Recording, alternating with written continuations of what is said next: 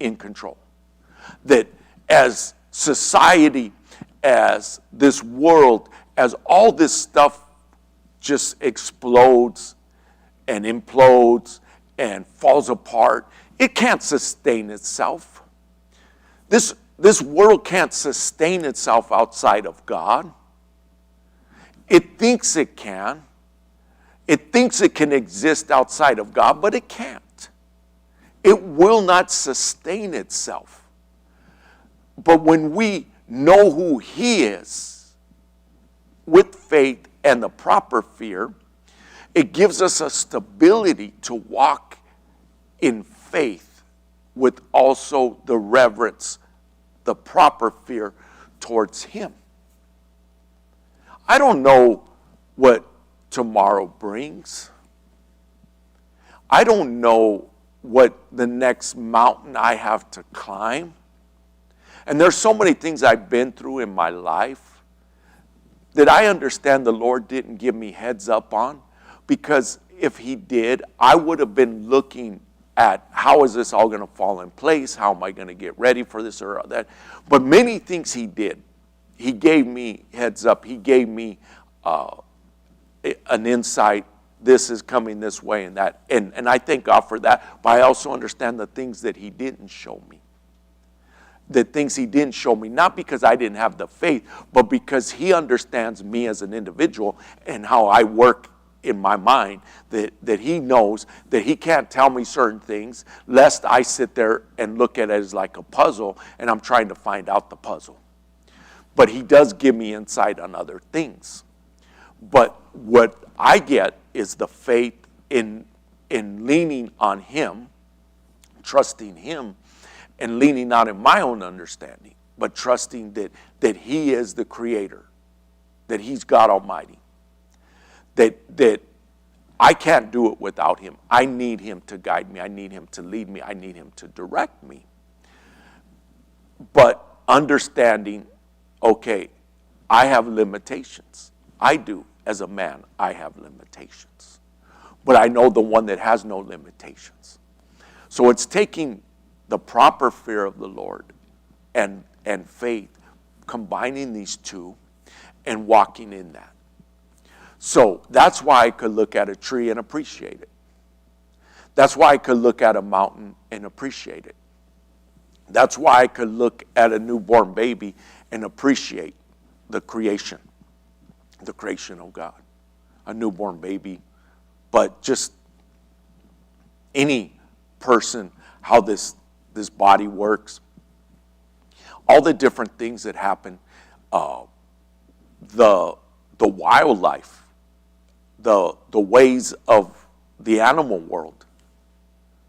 That I had the privilege, me and my wife, as we went to Africa, we went on a couple safaris. And the safaris, they take you in these jeeps, and they open the roofs on them.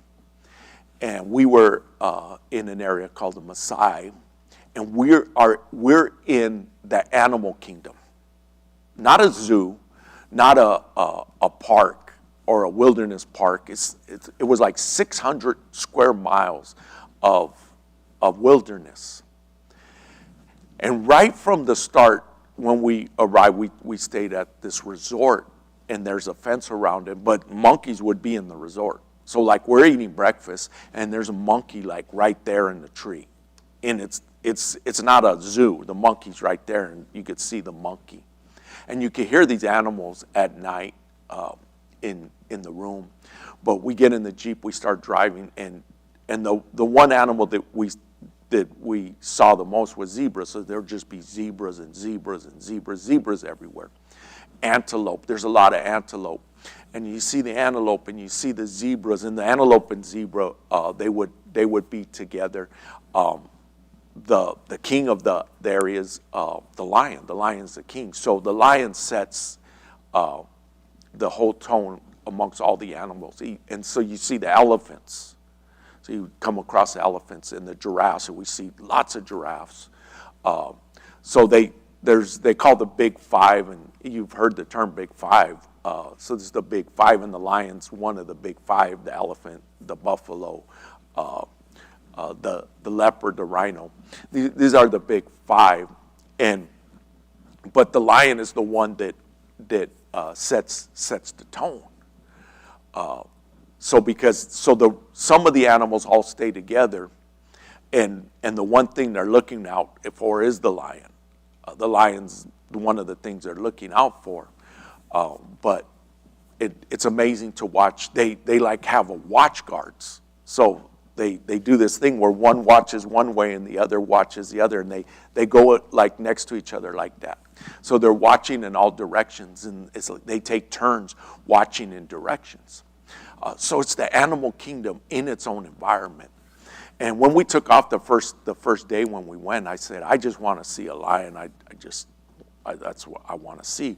Well, in a matter of hours, we actually came up to a small part of the pride. It was all small lions, and then the lionesses. There was many lionesses. There wasn't, the male lion wasn't there at that time, or a male lion. But there was one lioness that was off to the side a little bit from the rest of them. And we drove within about 7 feet. You're not allowed out of the vehicle. You could get arrested because you're putting your life in danger. But we were 7 feet and up in the air looking down, and the lioness just kind of looked at us. We got a picture, and I posted it on a lion site, and somebody put, there's no way you got that close to that lioness. And it was like, yeah, we did. But our driver was able to creep the Jeep around these trees and got us like right there. And it was amazing. It was amazing.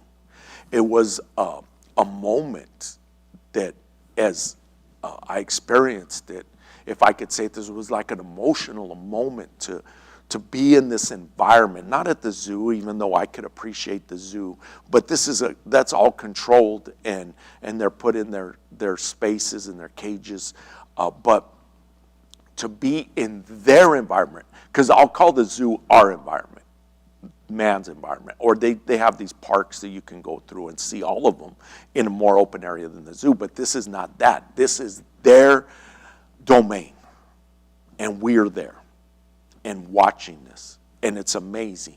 But what I see is the Creator. What do I mean? God created how this all works, and to watch how it works. And I want to give you this. The way it looks out there, like it's manicured. Like there's gardeners manicuring it. It looks so clean and so orderly. And the trees look like they're trimmed by a tree trimmer.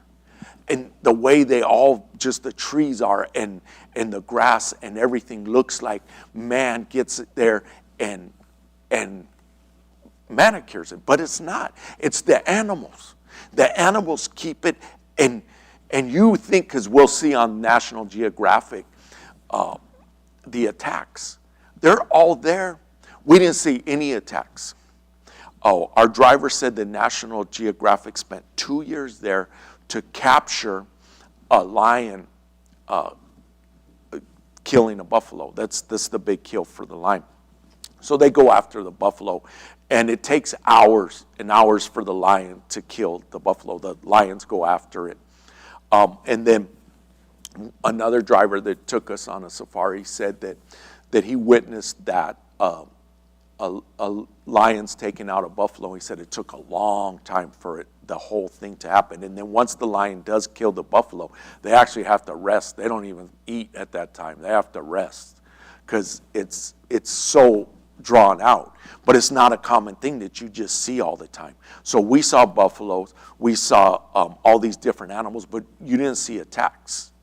Zebras and antelope and rhinos and elephants and giraffes and lots of monkeys everywhere out just in big groups, and watching them all in their life, in their environment.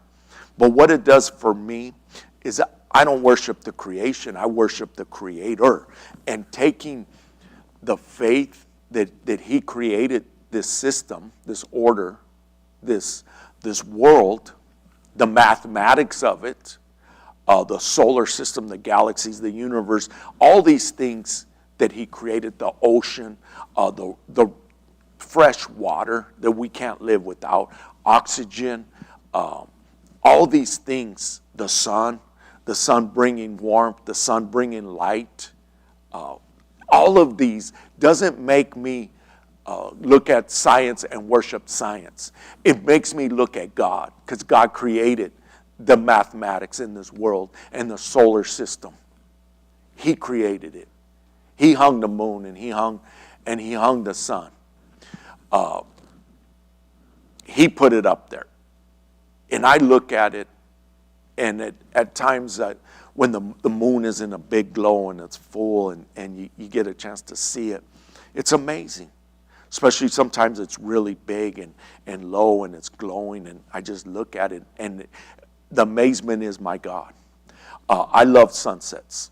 I love sunsets. I like to when a sunset happens, and I can have some glimpses of it, some because of the block that we get, we get blocked. I do have a desire, I have a dream that I want to have a house elevated to watch the sunset as many days as possible in a week.